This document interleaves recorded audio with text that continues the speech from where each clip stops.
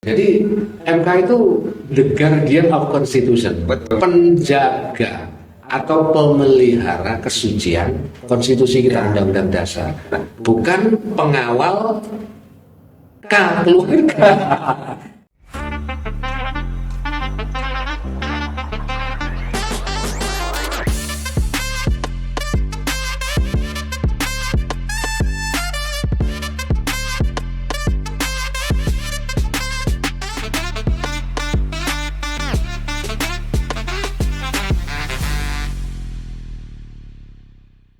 Kembali lagi di Polos Politik Lokal sekali. Nah, sekarang sudah hadir bersama kita Pak Rahmat Effendi, dosen komunikasi politik Universitas Merdeka Malang. Gimana kabarnya Pak Rahmat? Alhamdulillah sehat Mas Fadrus, sehat alhamdulillah.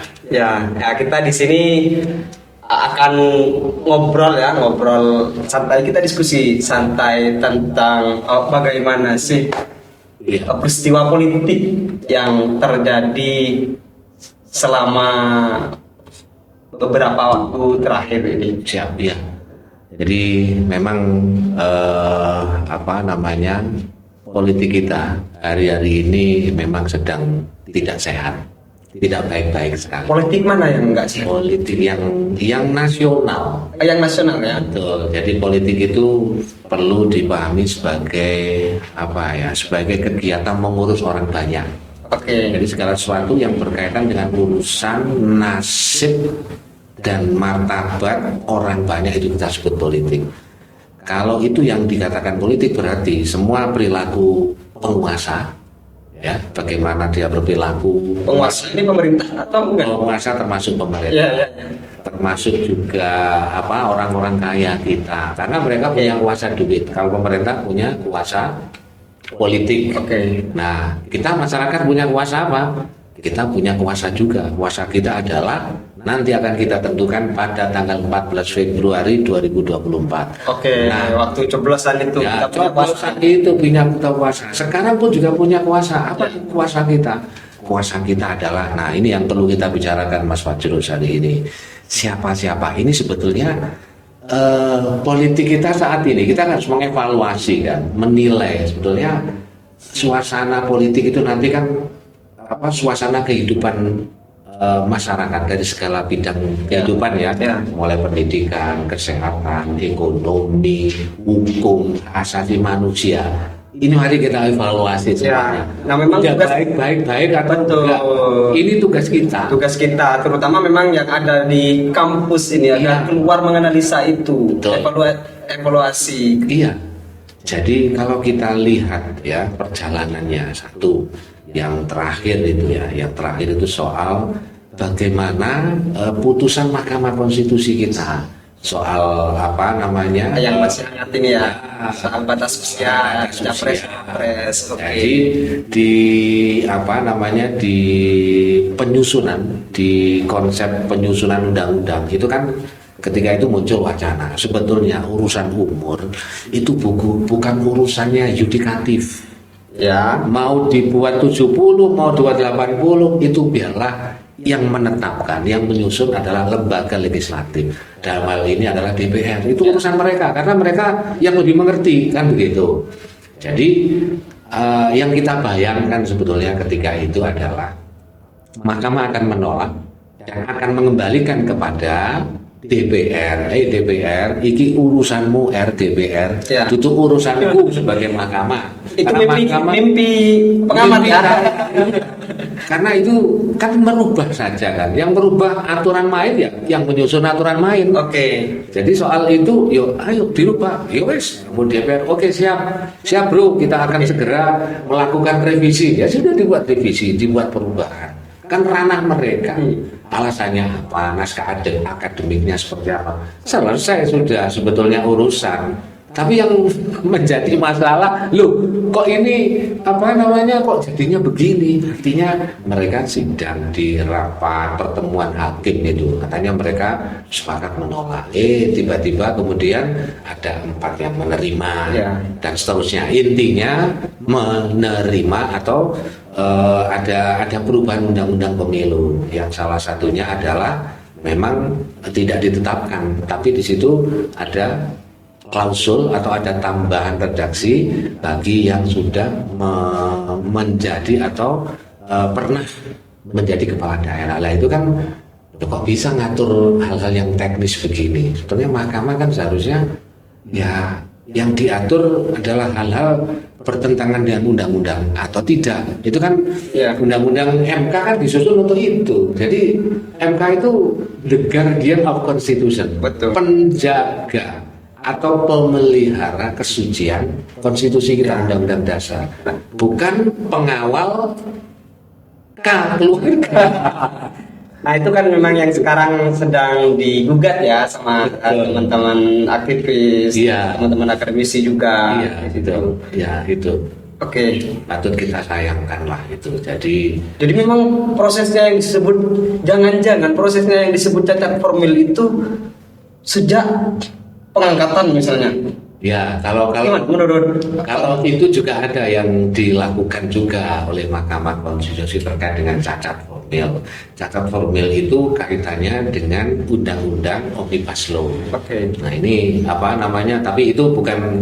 Jadi itu putusan yang bagus ketika itu. Jadi Undang-Undang Cipta Kerja yang awalnya namanya Omnibus Law, kemudian Cipta Kerja atau sebelumnya Cilaka, Undang-Undang Cipta Lapangan Kerja, karena undang-undang kok cilaka begini, dirubah menjadi undang-undang Cipta Kerja. Nah, undang Cipta Kerja itu semenjak awal bermasalah. Teman-teman mahasiswa demo itu tahun 22 kalau nggak salah ya. Demo di mana-mana menolak. Kenapa? Karena ini kita negara kita. Harusnya kita yang harus diprioritaskan kan untuk kesejahteraan. Kalau investor ya investasi ya sebaiknya ya untuk kita. Jadi tidak semuanya kemudian memberikan karpet merah untuk investor, kan itu yang dipermasalahkan di Undang Cipta Kerja. Nah, karena sudah di demo tetap saja disahkan. Nah uji materi ini kebetulan yang harus kita acungi jempol untuk Mahkamah Konstitusi. Cacat formil harus diperbaiki dalam masa 2 tahun. Nah, ini masalah kembali. Kalau ini keputusan bagus. Kalau tadi keputusannya nggak bagus, ini bagus. Ini bagusnya apa? Berani menyatakan ini nggak benar. Soalnya kan gampang ukuran kalau kita jadi hakim ya. Ini materinya menjunjung, menindaklanjuti pasal ayat di Undang-Undang Dasar 45 atau tidak. Kalau bertentangan ya ditolak saja, dihapuskan. Kan begitu. Nah, yang terjadi adalah cacat formil, berarti harus memperbaiki. Jadi amar putusan MK, wahai pemerintah, ini kowe salah dalam menyusunnya, tidak melibatkan partisipasi publik. Rubah ya, tak kasih waktu 2 tahun. Kan begitu amarnya. Nah, masalahnya apa lagi? Setelah itu di akhir 2022 dijadikan perpu, alasannya perang. Perpu itu kan disusun dalam suasana genting, darurat, perang katakanlah. Dan yang perang orang-orang kita nggak ada, santai saja. Nah itu kemudian setelah perpu jadi undang-undang. Sekarang sudah jadi undang-undang. Nah jadi itu memang yang harus kita pelototi. Jadi kita biar mengerti gitu loh. Artinya ini urusan politik, iya. Karena berkaitan dengan urusan orang banyak, masalah orang banyak. Sebenarnya banyak peristiwa-peristiwa yang tercipta di beberapa tahun belakangan ya. Mungkin di pemerintahan Presiden Jokowi ini. Jadi sudah berapa? 4 tahun? 4 tahun ya. Ini kan beliau kan sudah yang kedua. Ini dari analisa Pak Rohmat mungkin di periode kedua ini saja, kira-kira banyak enggak peristiwa-peristiwa yang peristiwa-peristiwa politik ya di pemerintahan itu yang mungkin atau kurang oke misalnya. Jadi tadi salah satunya Undang-Undang Cipta Kerja. Jadi Undang-Undang Cipta Kerja ini kan memang semenjak awal bermasalah, cacat formil, belum diperbaiki, sudah diperpukan. Memang perpu itu menjadi wilayah atau ranah kekuasaannya eksekutif boleh, tapi nyusunnya atau penerbitannya itu harus ada alasannya kegentingan yang mendasar ya. Seakan-akan pada akhir tahun 2022 itu suasana genting itu intinya, wah kalau nggak ada ini rakyat Indonesia atau bangsa Indonesia akan hancur, akan luluh lantak, dikeluarkanlah Perpu. Nah, sekarang kan itu tidak terbukti. Akhirnya karena DPR jadi DPR kita itu kan seharusnya menjadi lembaga kontrol kan. Ya. Tapi ternyata belum bisa. Selama ini jadi apa? Itu. Nah, seperti lagunya Iwan Fals. Ya. Lagunya Iwan Fals itu menyatakan wakil rakyat seharusnya merakyat, jangan tidur waktu sidang suara rakyat. Tapi yang terjadi wakil rakyat ya tadi bukan paduan menjadi ya paduan suara akhirnya. Ketika dirijennya senada semuanya, nggak ada yang sumbang, nggak ada yang menolak. Nah itu yang nanti ke depannya itu tidak boleh terjadi. Jadi politik itu kalau ngomong pemerintah, jadi harus ada yang memerintah, ada yang mengawasi. Tidak cukup kita yang mengawasi loh, harus ada yang formal, yang struktural. Yang struktural yang paling diamanatkan oleh undang-undang adalah DPR. DPR harus mengawasi. Kalau orang diawasi kan mawas diri, tak hati-hati aku rek. Lah ini kalau nggak ada yang mengawasi, akhirnya yang terjadi yang menjurus ya kerjasama itu kalau nggak ngawasi jadinya kerjasama kan. Sama kolusi, akhirnya ya tadi bergerak ke wilayah ke ranah mirip-mirip ke otoritarian, sulit menerima ini juga yang menjadi evaluasi kita. Kebebasan berekspresi itu kita turun indeks kita turun, kebebasan ekspresi, kebebasan menyampaikan pendapat di muka umum itu turun sekali. Kenapa? Ya karena tadi orang yang kecenderungan untuk otoriter itu pasti kepingin ini harus jadi, tidak menerima kritik. Nah itu kan, padahal kritik itu penting. Tapi di sejumlah survei saya melihat kok adanya kepuasan masyarakat terhadap kinerja pemerintah. Ya kalau bisa dibilang ini kepuasan terhadap kinerja presiden kita, Joko Widodo. Nah itu juga sebetulnya hal itu bertentangan ya, paradoks ya, bertentangan dengan kenyataan yang ada di lapangan. Bahkan di survei yang dirilis oleh Indikator, terutama berkaitan dengan karena kita lokalnya ini adalah Jawa Timur. Ini terakhir dirilis September 2023. Jadi salah satunya itu mengukur kepuasan di bidang ekonomi, kepuasan di bidang hukum, kepuasan di bidang politik dan seterusnya. Jadi indikator atau bidang-bidang yang tadi betul yang Mas Farsus sampaikan tadi. Jadi semuanya range-nya itu pada puas, ada yang puas sekali, ada yang puas, dan yang ekstrim tidak puas itu sedikit sekali. Atau memang masyarakat kita puas dengan kinerja pemerintah? Nah, itu yang survei ini memang ditujukan atau respondennya itu adalah masyarakat menengah ke bawah. Nah, memang masyarakat ke bawah ya patut kita bisa kita terima lah kalau memang kinerjanya seperti itu. Kenapa? Karena akses mereka kepada informasi atau kemauan mereka untuk belajar, untuk memahami atau anak-anak ini umurnya memang range-nya masih muda atau memang tidak mau tahu dengan urusan itu. Nah, itu yang yang menjadi concern kita di sini. Jadi sekali lagi hasil survei yang dilakukan oleh Indikator itu memang benar adanya, tapi artinya itu menjadi pikiran kita, menjadi perenungan kita. Berarti rakyat kita ini belum mengerti atau tidak mau mengerti soal politik percaturan politik nasional seperti apa. Itu maka ini yang harus kita waspadai juga. Kalau ini nanti ketidakmelean atau ketidakpedulian dalam urusan politik ini terjadi lagi, kita akan sengsara lagi. Sengsaranya kenapa? Ya karena kita akan memilih pemimpin, ya kan? Februari 2024. Nah, pemimpin harus kita pastikan dan kita harus tahu harus menjadi pemimpin nasional itu orangnya kayak apa. Ya kan? Jadi kalau orangnya harus begini, orangnya harus jujur, orangnya harus merakyat, dulu sudah pernah dikampanyekan. Ya. Nah, artinya apa namanya? Ini juga menjadi tantangan yang lebih rumit lagi. Sudah janji, sudah terrecord, tapi tidak dilakukan. Nah, sekarang berarti orang yang sudah berjanji dan sudah terkenal rekodnya, memegang janji, memegang komitmen, nah itu yang kita perlukan. Oke, kalau dari ini kita lompat saja, Pak. Kalau dari tiga kandidat, tiga pasangan calon ini yang sudah yang sudah ada ya, bakal calon presiden, Iya.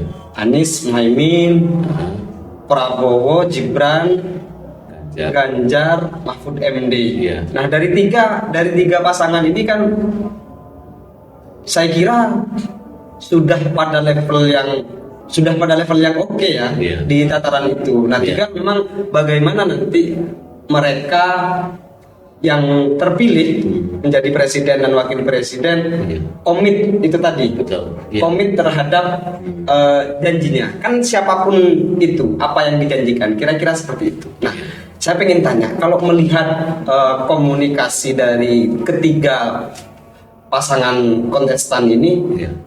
misalkan kita lihat dari tim pemenangan, dua tim pemenangan itu yang dideklarasikan dari pengusaha ya. Kalau yang pasangan Anies Muhaimin Ya. sepertinya belum declare itu. Iya. Iya. Seperti apa melihat kondisi seperti itu? Jadi apa namanya yang menjadi catatan kita berkaitan dengan calon presiden itu adalah tadi. Jadi yang pertama kali itu adalah bukan hanya soal elektabilitas, Oke. tapi soal etika. Jadi perilaku etis, karena itu menjadi hal yang sangat penting. Jadi mana etis itu sebetulnya kan bisa kita lihat track record sebelumnya. Perilaku etis itu maksudnya etis paling sederhana adalah menjaga komitmen untuk berlaku atau bertindak secara etis. Silakan, kita nggak perlu menyampaikan siapa ya, Oke. tapi silakan dilihat di di jejak digital ada semuanya. Dia pernah mengatakan apa dan sekarang apakah itu sudah dilakukan? Silahkan dilihat. Jadi ini bagian dari pendidikan politik yang mesti rakyat dan kita semuanya harus hari-hari ini harus sering browsing, browsing dimanapun jejak digital ya. Kemudian yang lainnya tadi berkaitan dengan tim ses ya, tim pemenangan. Jadi tim pemenangan ini memang kalau menurut saya sih tim kampanye itu juga penting. Tapi yang lebih penting lagi sebetulnya adalah pribadi sang calon. Bagaimana dia berkomunikasi. Jadi komunikasi itu kan sebetulnya kalau kita kalau kita analisis ya, dari komunikasi itu ada yang kita sebut dengan kejujuran politik. Jadi orang yang jujur dalam berpolitik dan berkomunikasi itu sangat kelihatan dari bahasa tubuhnya. Ada Pak yang kelihatan jujur. Jadi sebetulnya kalau kita ngomong kejujuran itu sebetulnya orang yang jujur itu bisa dilihat saat dia berkomunikasi. Jadi intinya sebetulnya cara berpikirnya gampang. Kita itu nggak bisa menyembunyikan loh, bahasa yang paling jujur itu adalah bahasa tubuh kita. Bahasa yang paling jujur adalah bahasa tubuh, isyarat ya. Isyarat itu bukan suara juga salah satunya. Yang lainnya adalah nada, terus kemudian gerakan tubuh. Kalau seorang ditanya, dia terbata-bata, kemudian nada suaranya tiba-tiba terbata-bata, itu berarti ada konflik di dalam batinnya. Nah, silakan aja. Jadi ketika ada pertanyaan, dia menjawabnya seperti apa? Apakah itu kan sebetulnya kita sebagai masyarakat, kita kan saling menghadapi hal seperti itu, ketemu sama teman, kita sudah tahu perilakunya. Nah, saat ngomong pasti terbata-bata atau keluar keringat dinginnya atau menahan nafas yang panjang. Nah, itu. Nah, jadi satu pilihan katanya bagaimana. Itu kalau dia pilihan katanya berarti kan pikirannya terstruktur. Nah, tentu tidak hanya komunikasi verbal saja ya yang perlu kita lihat. Bagaimana komunikasi non verbal. Ya. Itu kira-kira mana sih yang mungkin dominan, atau ini kan pemirsa juga pengen tahu Ya. kira-kira seperti apa sih kita akan melihat komunikasi pasangan calon ini. Oh, kalau dari bahasa tubuhnya yang paling jujur yang seperti ini. Ya. Kalau dari bahasa verbalnya yang paling jujur kira-kira yang punya Ya. indikator-indikator ini. Ya, jadi pemimpin itu kan harus bisa berbicara yang bisa meyakinkan. Apalagi di Indonesia ini, Mas Fajrus. Oke, itu influence ya. Indonesia, ya. Indonesia ini luasnya segini luasnya, Sabang Betul. sampai Merauke. Jadi ini memimpin orang banyak. Yang dipimpin pikirannya juga macam-macam. Nah, dia harus bisa memilih kata atau redaksi atau diksi yang mudah difahami oleh masyarakat banyak. Tidak hanya mudah difahami, tapi meyakinkan. Kemudian logis, ya toh. Jadi masyarakat juga nggak boleh kemudian kasih janji-janji. Nanti ada yang gratis, ini semuanya gratis. Ya, kita harus mikir logis juga kan. Ya. Mosok sih Rek, hari gini masih ada gratisan. Utang kita segitu banyaknya, kan begitu. Jadi masyarakat juga kalau mendengar janji Ya. itu jangan terpukau, terkesima. Oh iya. Nah, makanya masyarakat harus yang bisa tahu ini janji ini realistis tidak kan kalau kita melek politik. Nah, makanya membaca perkembangan sosial politik itu perlu biar kita bisa menilai, karena itu bahan-bahan itu kita gunakan untuk menilai perkembangan soal sosial politik saat ini. Oke. Itu, iya. Baik, terima kasih Pak Rohmat, sudah cukup panjang kita tadi Siap. diskusi soal peristiwa politik dan bagaimana kebijakan-kebijakan diambil oleh pemerintah dan ke depan. Ini tadi pembelajaran ya, pendidikan politik sederhana, nggak perlu ke kampus. Sama Pak Rohmat sudah ada di sini. Iya. Itu mungkin terakhir yang bisa disampaikan pesan yang bisa disampaikan ke penonton kita. Penonton kita. Jadi penonton semuanya, jadi politik itu segala sesuatu yang berurusan dengan orang banyak, menyangkut hajat hidup orang banyak, itu politik. Nah, yang ngurus itu siapa? Pastinya pemerintah. Dan semua peralatannya ya, pemerintah itu bisa yudikatif, bisa legislatif, dan bisa eksekutif. Nah, itu yang harus kita awasi, kinerjanya seperti apa. Sudahkah mereka mensejahterakan kita? Nah, itu makanya mohon alangkah lebih baiknya kalau kita juga melek memahami peristiwa-peristiwa itu, bagaimana proses pembuatan hukum dan lain sebagainya, sehingga kita menghadapi peristiwa pergantian pemimpin suksesi nanti kita dengan mudah. Oh, ini pemimpin seperti ini seperti ini, kalau ini seperti ini, nah kita bisa menjatuhkan pilihan. Oh, kalau gitu saya pilih ini. Dan jangan lupa itu yang harus kita gunakan, jangan tergoda oleh rayuan politik uang, itu berbahaya, penonton. Berbahayanya apa? Kita kalau salah katakanlah milih HP, kita beli, kita bisa tukerin, ya kan? Tapi kalau salah milih pemimpin itu kita menderitanya 5 tahun, kita nggak bisa ngapa-ngapain. Nah, saya kira seperti itu, Mas Fadil. Oke. Baik, itu tadi pesan dari Pak Rohmat, dosen politik Universitas Merdeka Malang. Terima kasih banyak, sukses selalu. Sama-sama. Kita Ya. kembali di polos selanjutnya.